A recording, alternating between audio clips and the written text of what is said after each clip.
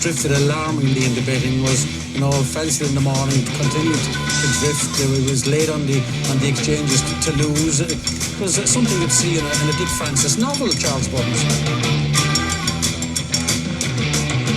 The ground is soft. It's heavy. It's soft on times. It's heavy. Okay. And a very warm welcome to the Bar Stewards Sunday Sermon. My name's Lee Keys, and joining me as always are my two cohorts and partners in crime for the Sunday show. It's John Lang and Chris Law Malvo from Twitter. Good evening, guys. Good evening. Right. Yeah, how's both your weeks been? Gruesome. Absolutely gruesome. I can't buy whatever outcome they're either nutted on the line or completely tailed off. But more seconds than fucking Oliver Twist at the minute. It's dreadful. Yeah, more seconds than Oliver Twist, Glasgow Rangers, Jimmy White, the Zimbabwe opposition party. Yeah, you name it. Putin's opposition party. More seconds than them put together.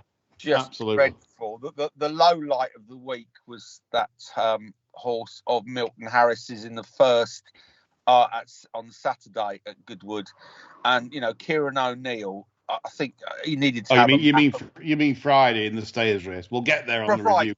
Friday, yeah, wow. We'll get there on the review, Chris. I've penciled that in to just talk about that. Good. Yeah, just to rub it in. The two tracks this week in question, Goodwood and Galway, it's fair to say they aren't your favourites. Well, I've said for a number of years now that the Duke of Richmond would benefit from a red-hot poker up the arse. And I've seen nothing to change my point of view this week, to be perfectly honest.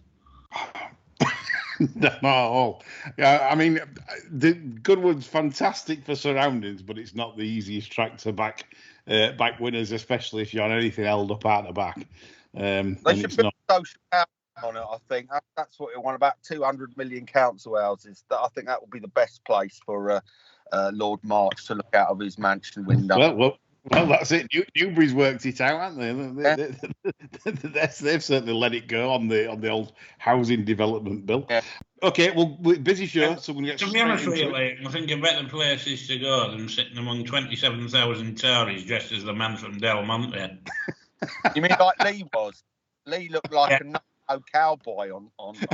I like trying to fit in, All he needed. One of those massive, shiny silver belt buckles and a pair of hand tool cowboy boots, and he could be sitting on a ranch in Sinaloa moving 200 tons of coke.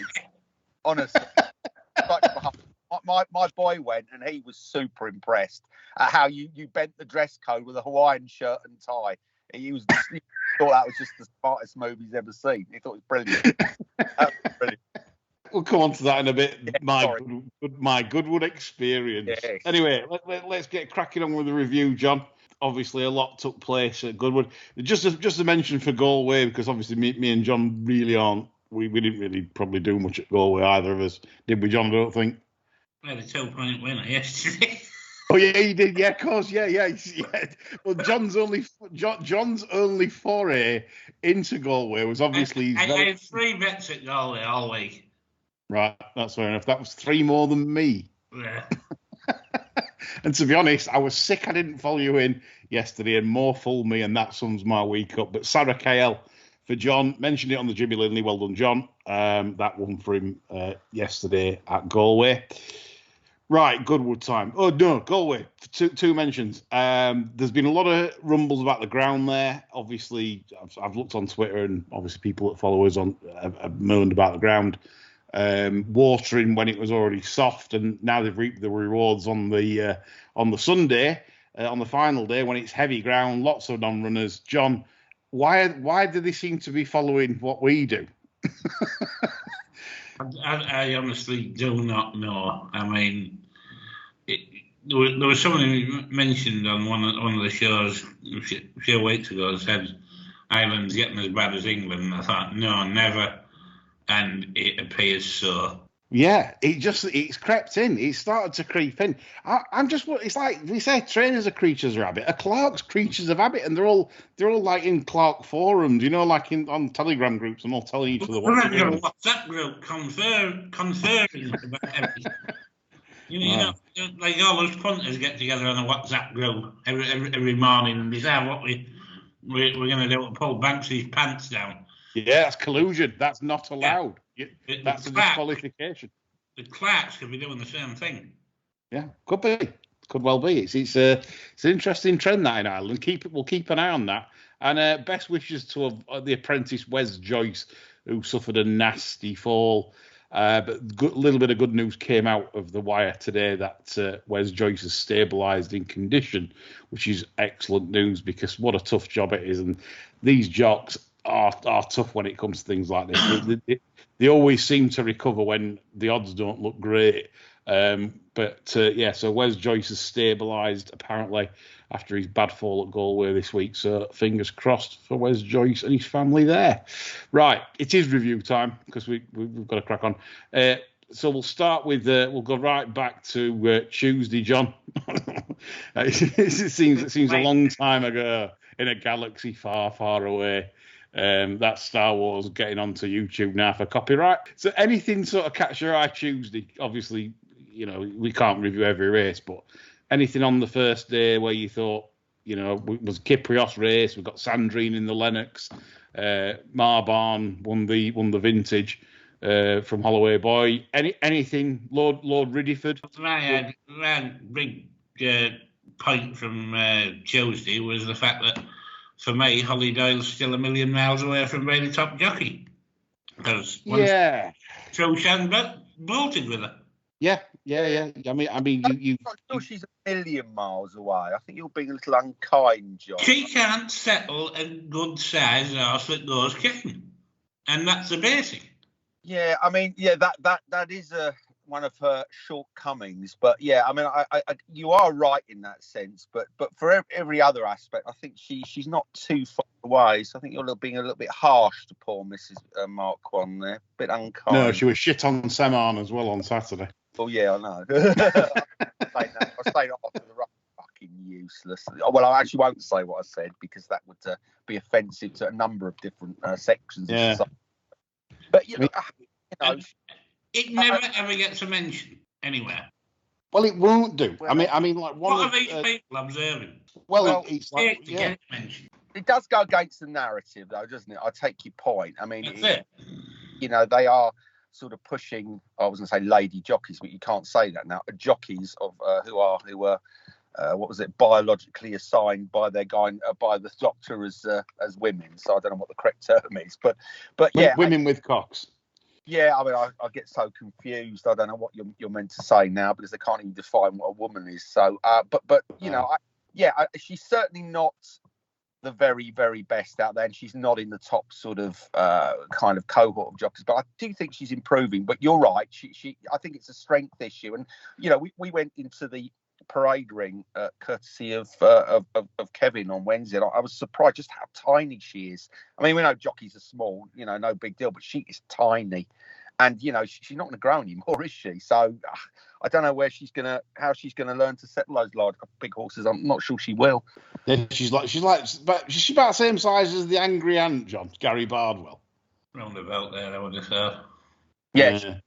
She is actually. She is absolutely tiny. She looks tiny amongst the other jockeys. That's how small she is.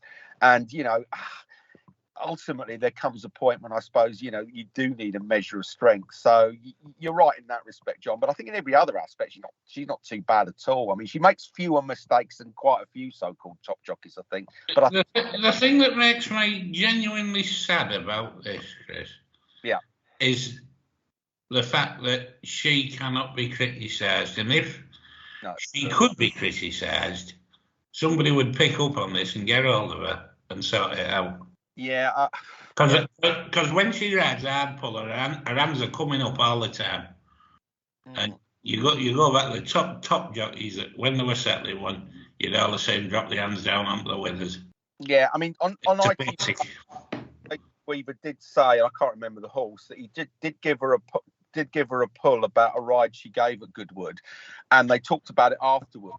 He sort of put criticism on board, etc. Although she didn't accept she did anything wrong on that horse. So she is open to. That's the thing. I mean, I think she's a smashing kid, you know, and everything. If she had 50 jockeys with her attitude, the game would be in a lot better shape. Yes. And I do think it's a shame that there is this narrative, and it's costing her at the minute. Yeah. You know? Well, James Little Polvier agrees with you, John, because he described her as average at best during Goodwood, yet the ITV junkies were basically waxing lyrical over her all week. And like you say, some balance would be nice, you know. That's the thing with the old Channel 4 days, where you genuinely did get, you know, some genuine like sort of like half-end criticism, or, you know, this show, everything's about fantastic, amazing, inspirational. You know, I can even give you all the clear. You could have a bingo card. Well, Garvey writes the script, doesn't he? Yeah. It's everything's fantastic, inspirational, and wonderful. And it's just, and as we know, the sport's just not like that. There's always someone spitting feathers after a terrible ride.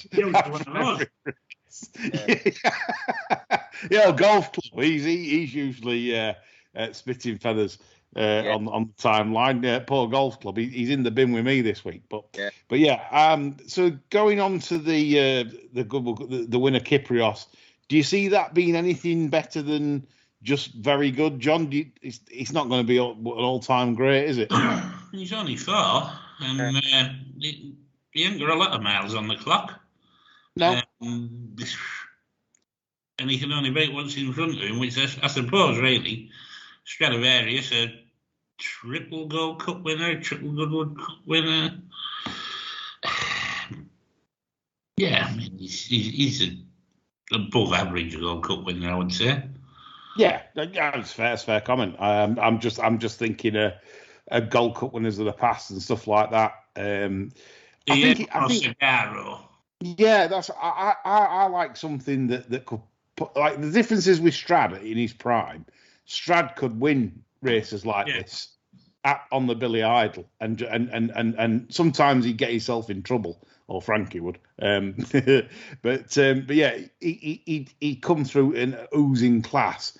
I don't see oozing of class from Kyprios. Different types of horse, but I'm probably like knocking the wrong horse here. I'm just trying to be a bit sort of pedantic in terms of that you said he's all right. So yeah, we must give, and the listeners won't thank us for this. We must give Icy a shout out, because he put us sort of straight on Kyprios, didn't he? After he did, and you know, I think he had a number of doubles and trebles, etc., running up on that anti-pug. So that was a good shout by him, I think. Very good. Yeah, shout. No, he's always been confident in the horse, and he's always maintained that Strad wouldn't reverse the form, and you know, and so fair play, Icy, on that. Spot on, mate. Yeah. Hat off to you on that one. Kyprios will probably attempt to become the next Yates, and there's probably, you know, because True Shan will probably miss half the summer next year. You know, I mean, True Shan next year will be 7. So, you know, as I said, they won't risk him on fast ground, even though it was pretty fast at Goodwood on Tuesday, despite what they put on. Times were still riding fairly quick. But yeah, that's it out at first day. John, what did you think to your Holloway boy? Did he progress from debut on the paddock? No, not really. Okay. Pretty much the same sort of look to him. I thought maybe he could maybe quibble and say gone up a tiny bit late, but I wouldn't have said that. I give him 1 or 2. I think you give him 1 or 3 for the chase. Okay, so we're not saying that that's a brilliant vintage stakes, are we, on the Tuesday? Well, No. I think we're in agreement on that. All right, we'll move on. Tuesday's boring. We'll come on to the fun and action on Wednesday. I'll start the day off with my woes, because everyone loves to hear my woes. And Solcombe, really, it's no consolation. Obviously, it's going to turn out to be the best handicapped horse in that race. I think without a shadow of a doubt, you know, given normal luck and stuff, probably would have won. Couldn't help the slow fractions, and he probably needed a bit more luck to get into the contest from where it was after being slowly away. I half expected him to be slowly away, but yeah, I did Fortunes. Wasn't nice. Sort of annoying viewing, really, all the way, because I knew, given how slow they went, I knew I couldn't win, even though it got into the race sort of like briefly about a furlong and a half out. But I knew it weren't going to catch the front end, which was, which held up quite nice. Secret State had a lovely run. Thoughts on that race, John? Couldn't argue with anything you said there, to be honest. Yeah. I mean, I thought Sultan was desperately unlucky, really. I mean, I don't think you're that keen for Melrose, though, are you? Just because a little bit of an argument with Pat Weaver about it on Twitter, because I said, we know what the daft cunts will do next time, don't we? Which is ride it closer to the pace in the race that favours a droppy outie. It's not guaranteed to happen, is it? I mean, if Sultan goes there off the same mark, you're going to have to be seriously interested in him, aren't you, really? Well, I can't say Andy Capper can do much. I mean, 4th off 81. I think best he could do, if he were being harsh, is put him up a pound. Yeah. So 82. It's definitely what I said it was. It's going to be 90, 95. Yeah. So, like you say, looking running perhaps at York. You probably want it to miss break again, don't you? Well, you know, right? And you know full well the last thing the shirt will say to Mr. Doyle when he goes out to ride it will be, for fuck's sake, don't miss the kick. Yeah. And Whispering Angel weren't much of a race. Oscula won that.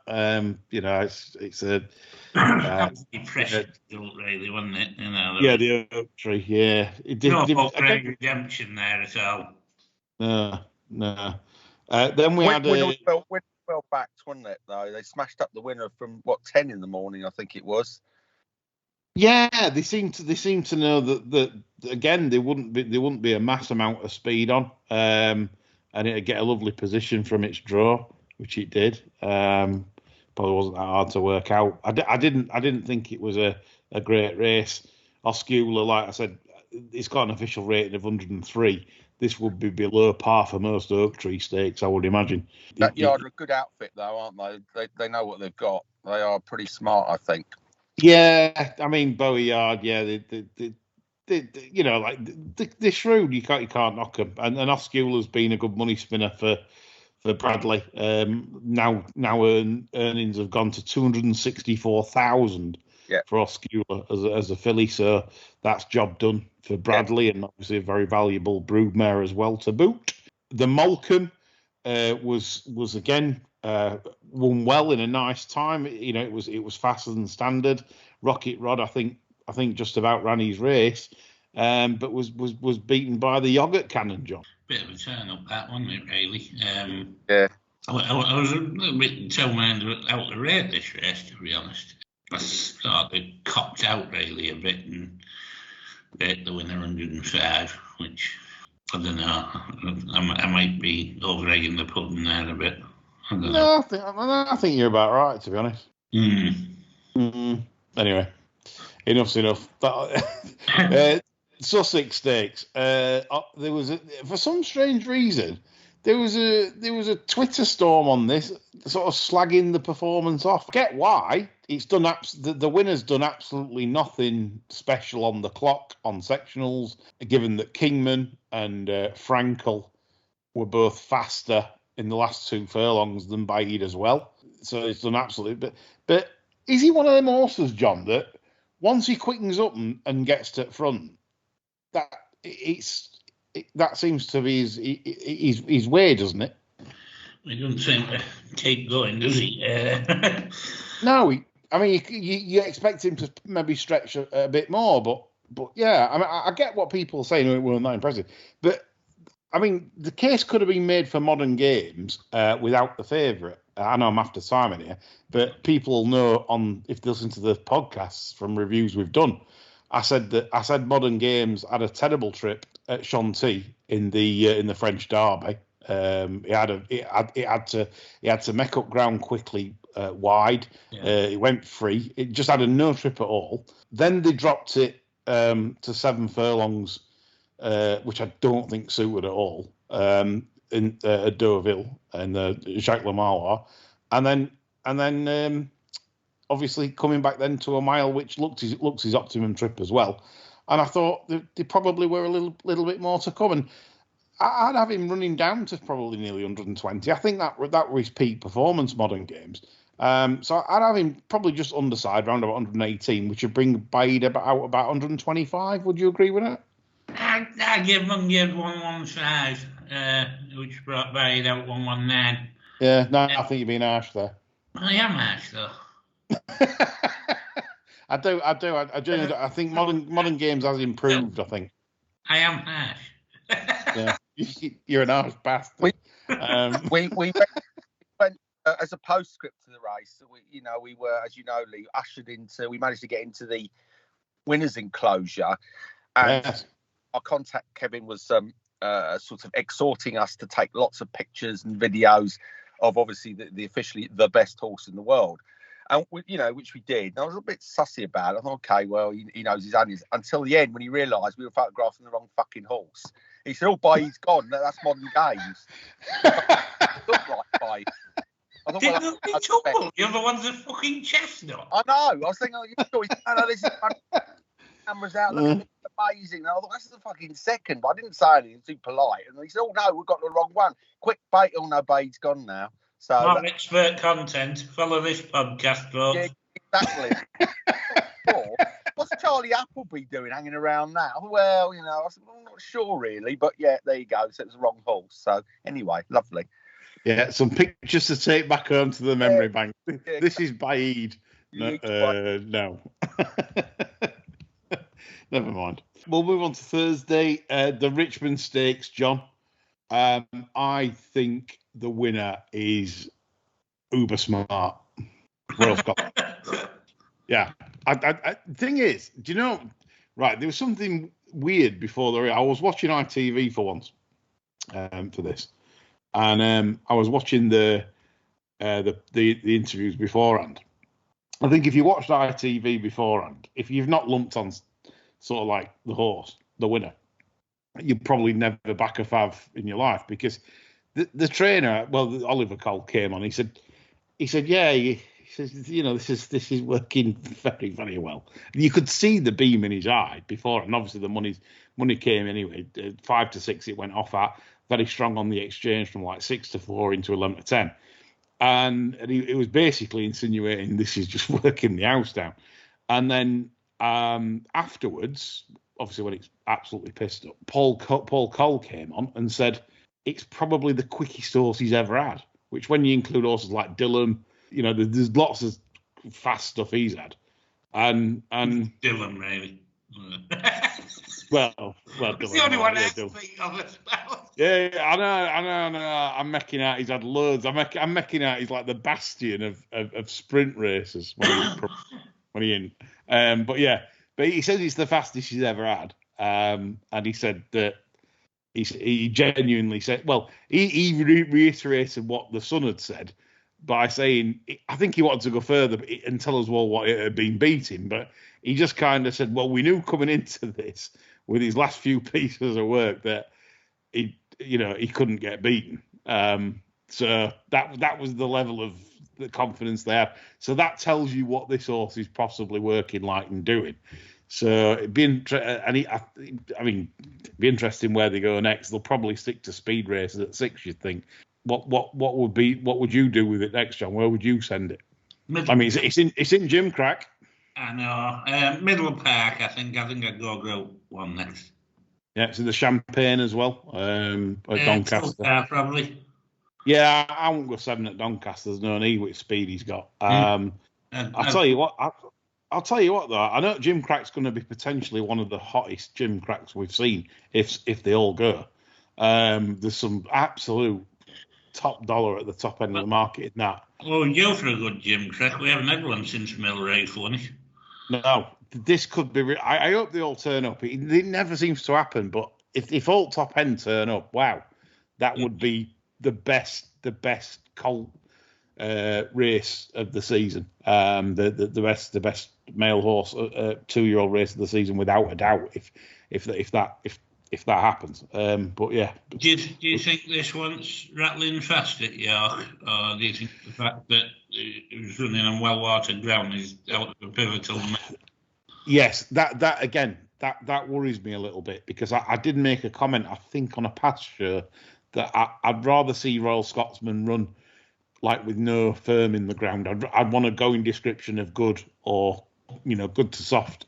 I genuinely think that with his action as well, but it's just he's got away with it. He's done it at Ascot on quick. Did it at Ascot on quick, third in the Coventry, and then obviously I think he's improved since Ascot as well. I think that's the thing. I give him a much inflated rating for the Richmond as opposed to the Coventry. I think I put him up about 8. Yeah, no, it's yeah. I'd put Royal Scotsman in the highest regard. Okay, well, I'm not going to bother reviewing the Nassau because it's pointless. It was just a bit of a steering job. Gordon Stakes was more interesting going forwards in terms of a ledger. Did you see a ledger winner in that, John? I don't think so. I don't think the winner had to do anything we haven't seen him do already, to be honest. I'm not necessarily convincing to go a lot further anywhere, really, but I could sort of see him being a bit of a force over a mile and a half, and I think he's maybe got more speed than he gets credit for. I think the ledger picture is a bit murky at the minute, with Westover bombing out and one or two others not really coming through. I think changing of the guard's probably the solid one at the minute. Yeah, and that's who Graham asks, who follows on Twitter. He said, "Who would you back in the St. Ledger?" I'm with you, John, on New London. I don't think he will get the trip. I genuinely don't see him as an extended 1 mile and 6 horse doing nothing in that race. To me, he went through the race lovely at Goodwood.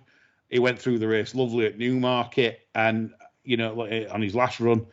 And I just feel he's a real useful tool at this trip, and I just don't think he needs the extra 2.5 furlongs.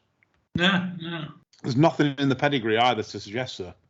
The pedigree says he shouldn't get it. There's nothing in the damp line. I could say this: if I miss the ledger, I could say this running really well in the Breeders' Cup turf. Yeah, he's got, the thing is he has actually got the actual pace to lie up sort of mid race. It's not a problem for him. Over 10 at Newmarket the time before. Like you say, changing to the guard beat this easy at Chester, but obviously New London I don't think went on the track very well at all. It just wasn't. And apparently Charlie Appleby said he came home all wrong, and and that was it. And fair play, but I wouldn't target New London for. They will do. They'll probably end up going the Ledger, but that's the way it is. But yeah, because it's changed by numbers, isn't it? You win a Garden Stakes, you have to run the Ledger. Yeah, same with Voltage, I win it usually, but there we go. Okay, we'll move on. Time is precious. Friday action now. We're going to start off with poor old Chris. I know for a fact, Lone Malvo on, he had his plums on this, and it was probably given a bit of a stinker. We felt, didn't we, chaps? Yeah. I thought this probably should have won Super Jack. Yeah. Kieran O'Neill.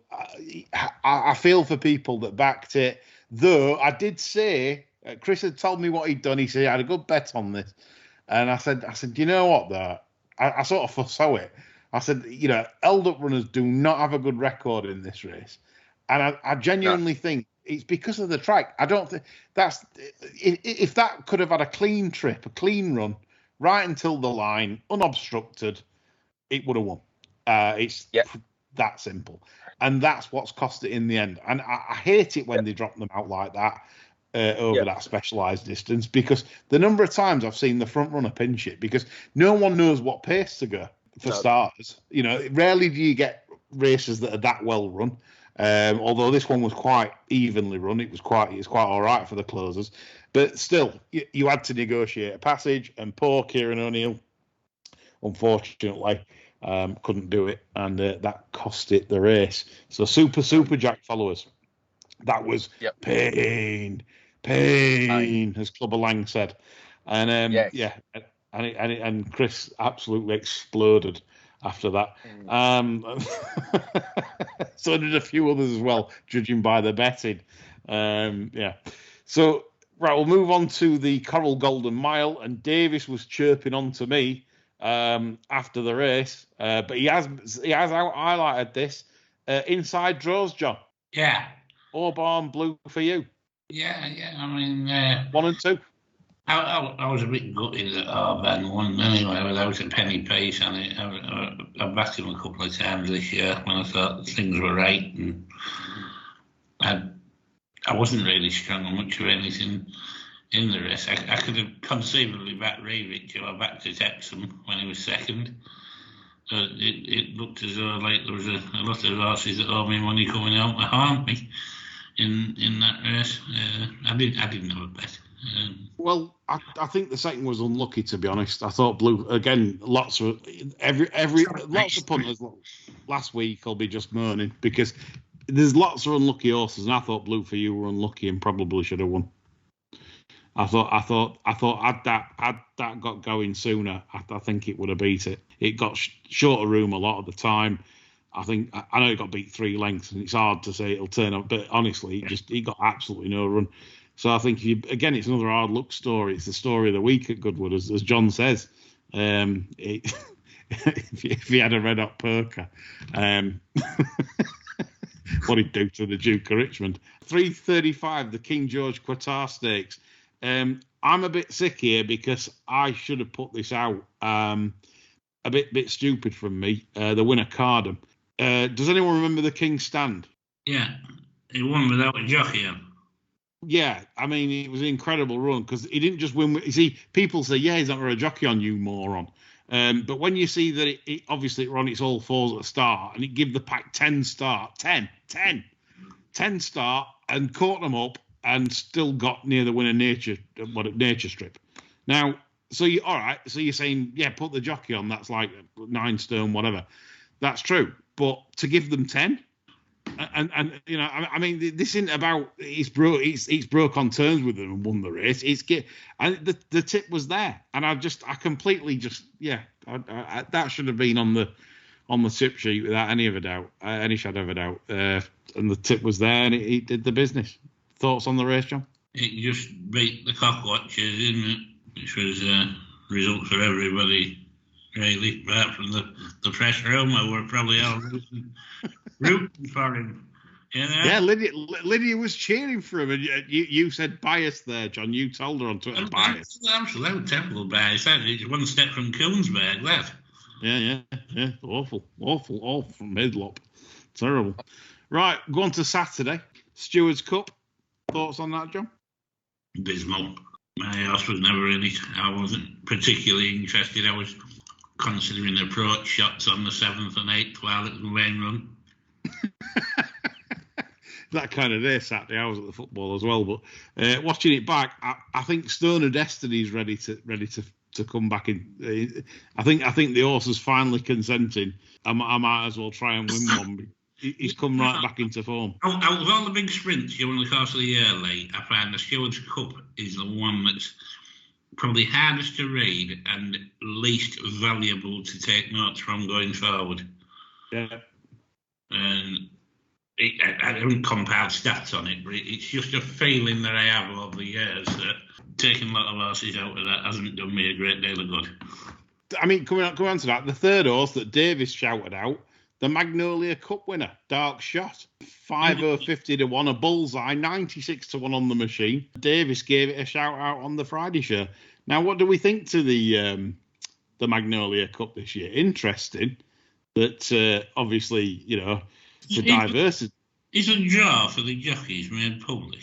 I don't know. No, what on Stewards Cup? No, on the Magnolia Cup. I think it's just a flag start. No, but the ballot for the jockeys, don't they? Who rides what? I don't know, really. I don't know how it works. But I mean, right, so he ran really well in Magnolia Cup. I mean, like I say, he pinched the lead. under the jockey. But I was really pissed off with the coverage because, again, like they were inspirational, all the I could hardly watch it.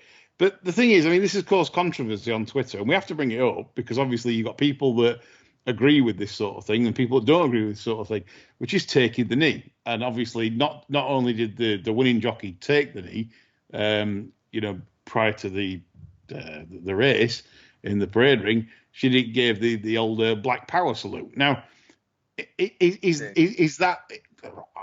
How do we sit on that? I want to know both your thoughts on that. Chris, to you first. How do you sit on that? Absolutely gruesome, I think. I know it's virtually impossible these days to separate sport from politics, but that's horrendous. I think it's absolutely horrendous. The whole BLM movement. I mean, the one about taking the knee, the owners or the instigators of the BLM in the States have taken the money. They've all bought themselves massive mansions. So I think we know what the driver behind that particular sort of protest movement is. But I think it's absolutely horrific. It was cringeworthy in the extreme. Really horrible to watch, I thought.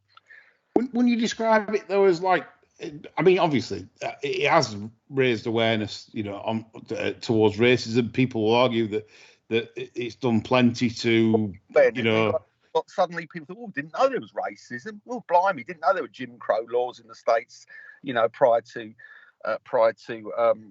the civil rights movement. I think it's raised nothing. I mean, it's raised awareness of an issue that nobody is unaware of. I don't get it, because I'm old sweating gammon, so I'm probably absolutely ghastly. I really do. John, your views on taking the knee like that in the paddock? Do you reckon that would have raised some tweed, some jackets, some linen trousers, and do you think they'd all been flapping away? Like at the taking the knee in front of them? No, because I think a lot of them were complicit in it, because I think it was already contrived. Right. The kid that won the race, that did that did the Black Power thing, wasn't it? Yeah. Yeah. You see the one that works at Rafe and Ralph's? Yeah, believe so.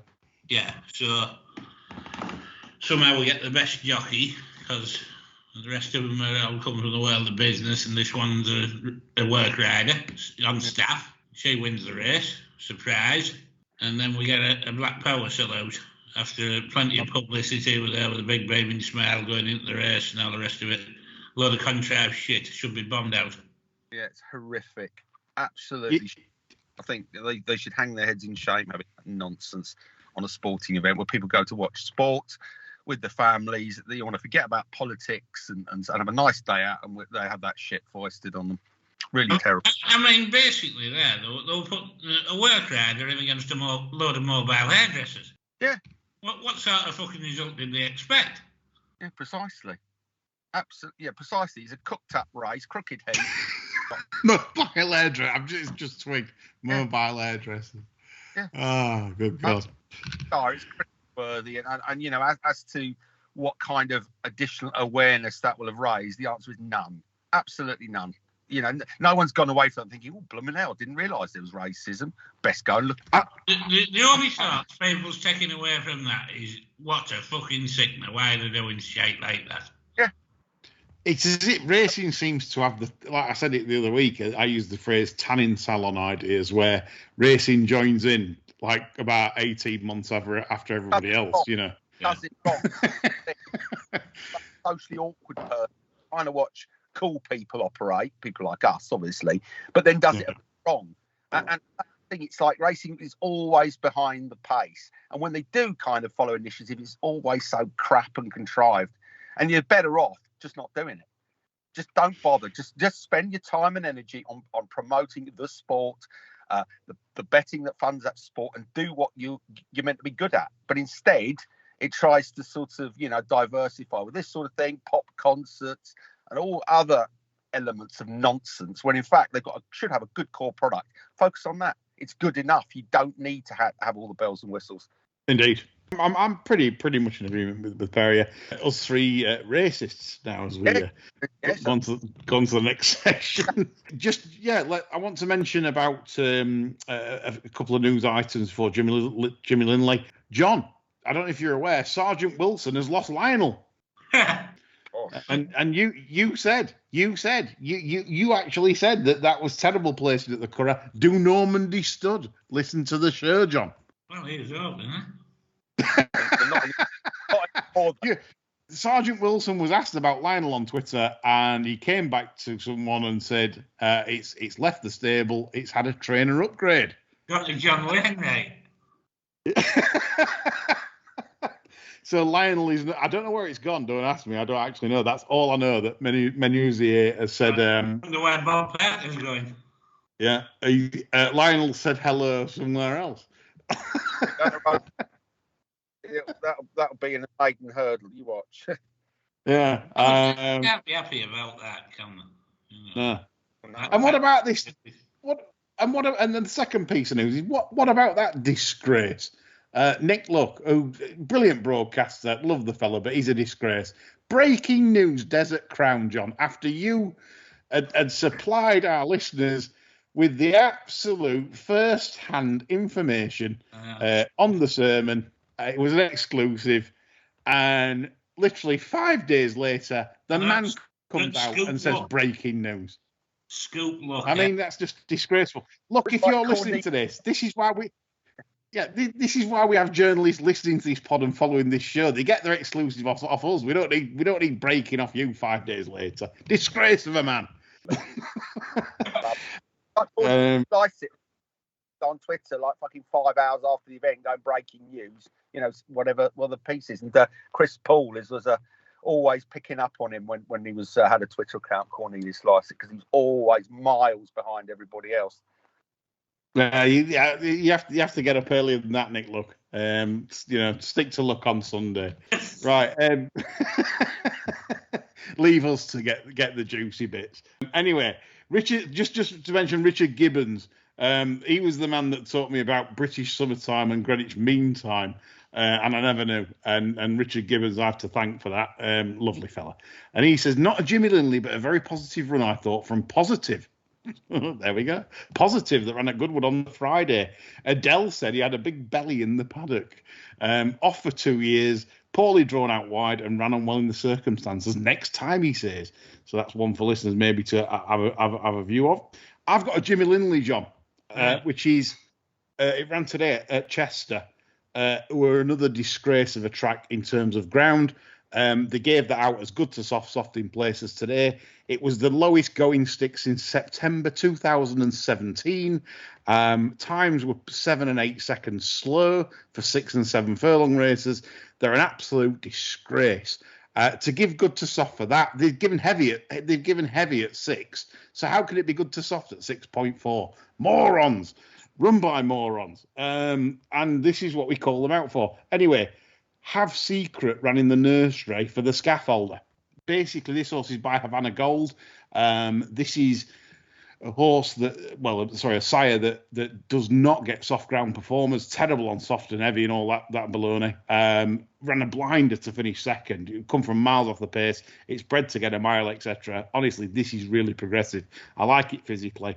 Have Secret will be winning plenty of races before the end of the season if they choose to continue. Or next year maybe as a 3-year-old. It's definitely one for your notebooks. This one, I know it's not going to be much of a price if they run it again. I get all that, but it doesn't matter. I'm telling you, it's well ahead of its mark, and it might be better also on better ground. So there we go. Have Secret. John, have you any Jimmy Lindley? Not this week, no. So I've carried us this week. I've carried us. Anyway, on to my Goodwood experience this week. Quick story time. What do you think to this for a disgrace, John? Right. So badges at Goodwood this week that I paid. I went to Sussex Roof Garden. On the website, it said you got access to the Richmond enclosure. And I went Tuesday and Wednesday, £215 a badge. I got access to the Richmond enclosure on the Tuesday. On the Wednesday, I went to go and buy a Panama hat. You know. Darling, and so I get to the sort of Richmond enclosure bit where can you believe that they put the hats in the Richmond enclosure? I wouldn't think any of the plebs would want a Panama hat unless they were going to shit in one. Yeah. So anyway, so I gets to the thing. The security guards, the security, no can do, no can pass. Thou shall not pass. I said, why? I said, I came in yesterday. Oh well, there are different rules today. I said, what do you mean different rules? Well, that's what we've been told today. No coming through this point on with Sussex Garden badges. £215 a badge. And you can't get in the Richmond enclosure. Right, that's fair play. I said, okay then. Well, so I want to buy a Panama anyway. I don't think they believe me. But I said, I want to buy a Panama. So a security guard accompanied me to the Panama hat shop, right? Watched me try hats on, right? Waited an hour a while trying to get the right size. They replaced the security guard with a replacement to still watch me, right? Then when I bought the Panama, escorted me out of the Richmond enclosure back to the other enclosure. That's absolutely appalling. I mean, £200 a ticket down there. I'd want to fuck the cleaner at Arundel.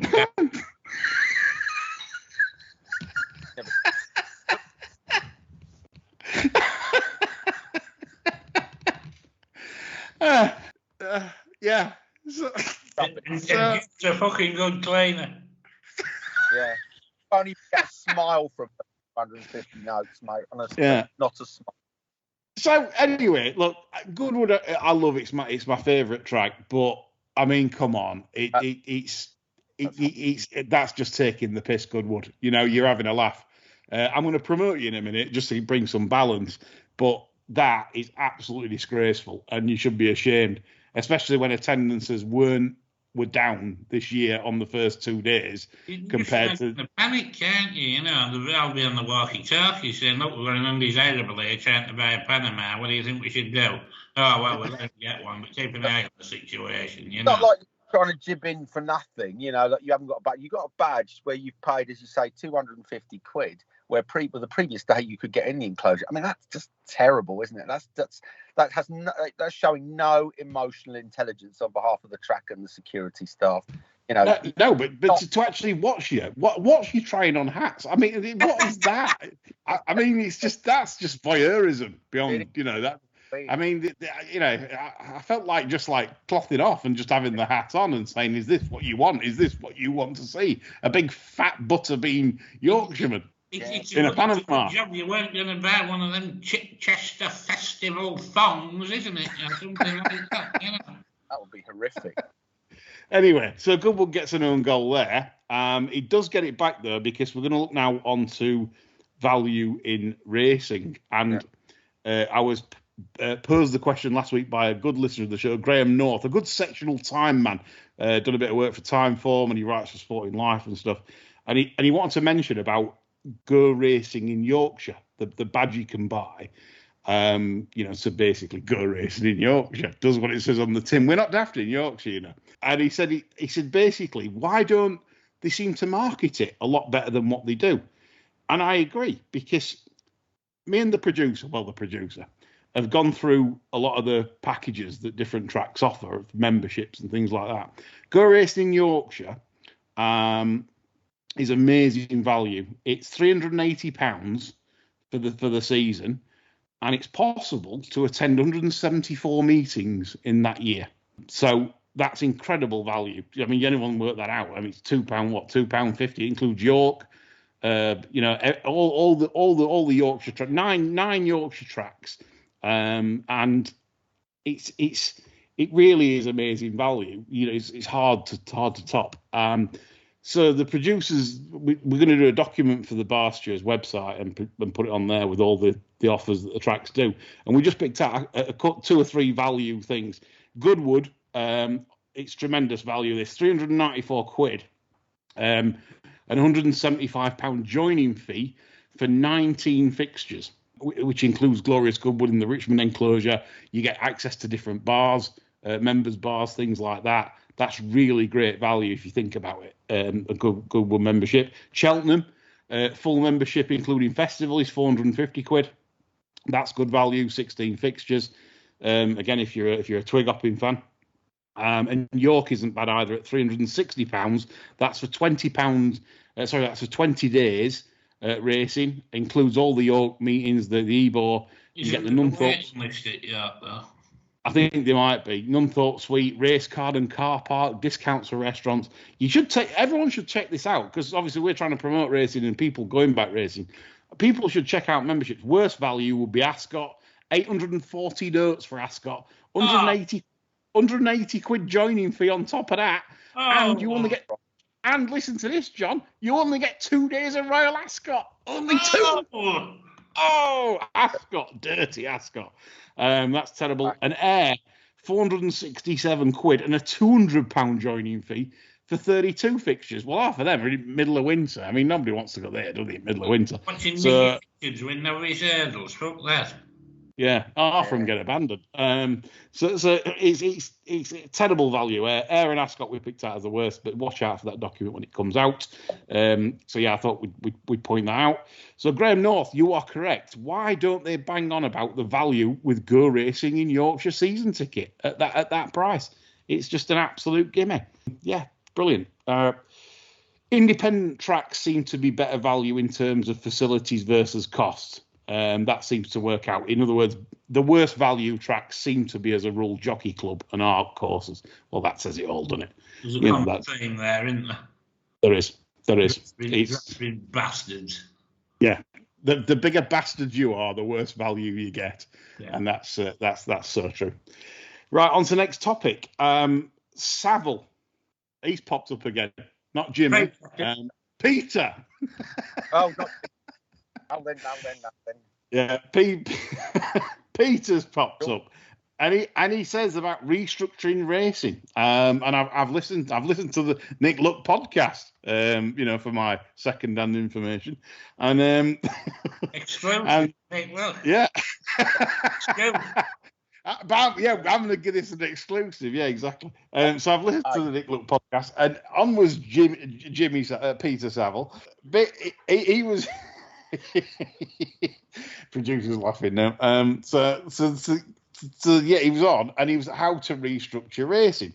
Now, I find it interesting that his point of view is, John. I really need you to come in here to give me your opinions. Is that he wants to restructure racing by group racing cut down. No more conditions racing midweek, or the ones that they use preps for big meetings.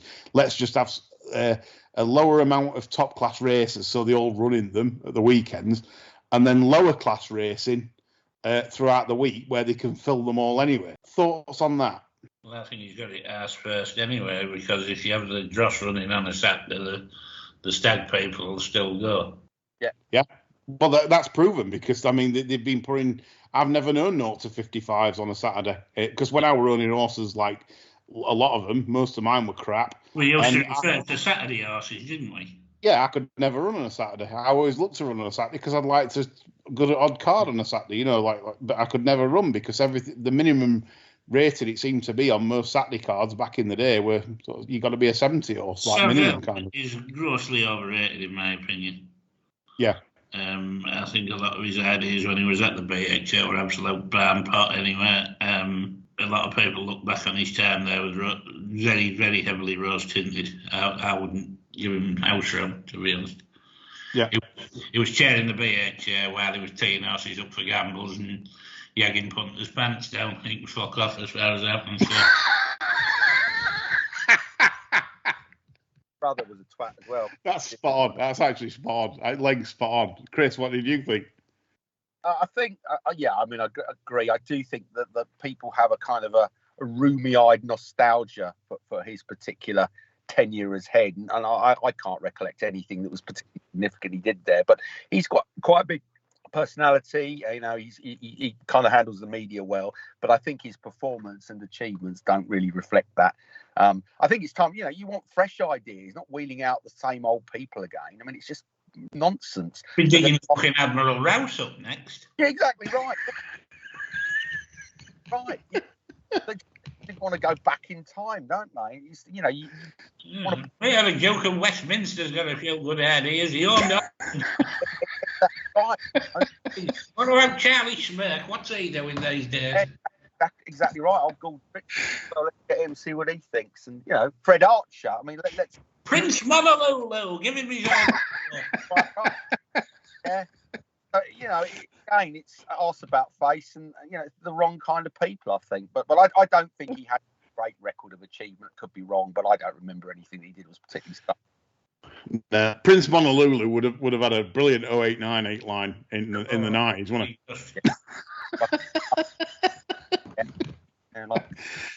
Yeah. As for Savill, I'm in agreement with John. I think he's a false prophet. I think I'm one of these. I always think there's something sinister behind things. This is like a line from Arc Racing. Let's have loads of shit racing in the week. That's what they want. So they can just put on as many 0 to 60s and 0 to 55s as they want, and have the best racing on a Saturday. Is this the choice with racing for the future of the game? You can have Jolie Harrington or Peter Savill. Yeah. What do you want? Fucking diphtheria or cholera? Yeah, exactly. Yeah. Well, the BHA probably, will probably welcome him with open arms for ideas, and we'll probably give him a nice dinner, John in Mayfair, and that'll be it. And they'll probably just go on his recommendations. Absolute shower of an organisation. Yeah. Did they listen to this pod, do you think, the BHA? I'm not so sure. I think it's probably stopped. Yeah. Yeah. Right. So anyway, that's what we think of Savill. Bullshit, basically. We go on to the Racing League and Shergar Cup. It's all happening this week. All the things that everyone wants, and we're all like cheerleading for these things. He'll be taking his home in the fucking wheelbarrow, won't he? Yeah, they've got Mick Quinn as one of its team leaders. For 6 tins of Carlin in the park pie. They ran out of money, didn't they? It's like one of them Indian Premier League signings for cricket. It's like we've just signed Butler and some other brilliant South African and Australian, and then next signing happens to be local club number 7. We've got a rising star in the ladies' game. Yeah, right. But yeah, so anyway, there's a tweet from John Dance, and he said, so team sponsors have been dropped, so none of this talk sport and all this what we had Rammel last year. And he said, so where is the money coming from? Like for this, basically this, is it dirty money? There's no explanation of where this money is and who is it? What sponsor is it? It's not sponsored. So what is this money? John Dan says, pre-COVID, we were approached to sponsor. If successful, the sponsorship take would have been more than the collective prize money. Given its problems, racing doesn't need more third parties taking out, and hence a main reason I object to it. That, and it's also shite. Yeah. Surprisingly, I have a lot of time for John Dance. Yeah. No, a smart guy. But doesn't it tell you something? They haven't got a sponsor. What does that tell you? I know. That's the important bit. There's no one finds the package sufficiently attractive to put their name to it. I mean, the first plans were they wanted ITV. They wanted an ITV aren't interested. So. No. Exactly. What does that tell you? And all this, give it a chance. It's good. Anybody who's got even the most cursory understanding of racing has consistently said it's a shit idea. It's a completely shit idea. And the sponsors, if they thought there was half a chance against brand awareness or something, they'd be all over it. But they're not, because it is a shit idea. Yeah. Some trainers, Chua loves it now. He can get in. He said in the racing purse, yes, welcome it now, yes, for the extra prize money. I suppose for owners, like some owners will say, yeah, look, it gives them a chance to win a few more quid. I get it. But again, racing is not a team sport. It never will be a team sport. They should have learned that from Shergar Cup. No one's interested in the Shergar Cup whatsoever. It's that bad. And I don't understand them. We don't understand them for years. We don't know nobody knows what they're doing there. So I'm hoping that this will be the last stupid year of it, and we'll see this strange money disappear that keeps appearing, that no one knows where it's coming from. No one can account for it, where it's actually coming from, which I find very, very strange. Probably to go another 3 years because he's buying a timeshare. Yeah.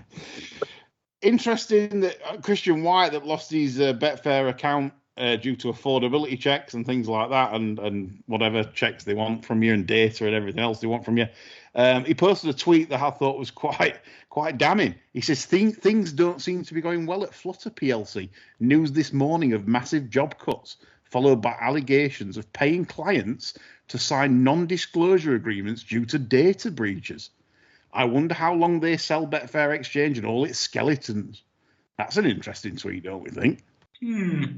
What kind of data breaches do you think it is? I mean, what well, basically, you're requesting personal data, and as I said, no one actually knows like what they're doing with it. That's the thing. Who's it going to? It's going to a third party. You can see, I mean, like a hot topic in the little world of litigation, data breaches. You can see some lawyers looking at this and thinking, I wonder if we can sort of get a group action together, because that's a hot topic. So I was just intrigued by, what might be behind that. But as you say, you don't know, do you, what they do with it? No, it's certainly. I think it's an interesting tweet. I mean, obviously Christian Macbeth, he'll be a little bit bitter about his Betfair naturally, but I just think that's a litigious tweet in its own right towards Flutter, and he tagged Flutter as well, by the way. Right? That's a risky tweet to do if you can't back that up, Chris. Am I right? Yeah. I mean, yeah, absolutely. I mean, it is a trick. It is I won't say it's dangerous, but it's certainly high risk. But he's a smart guy, so you would think he would have some fairly solid evidence. Information. Yeah, that is the case. But you can see, I would reckon there would be. You can anticipate a group action if that's the case, because that's a hot topic in litigation. Data breaches are flavour of the month. You can see someone lining that up if there is evidence that data has been sold on or disclosed without the owner's consent or whatever.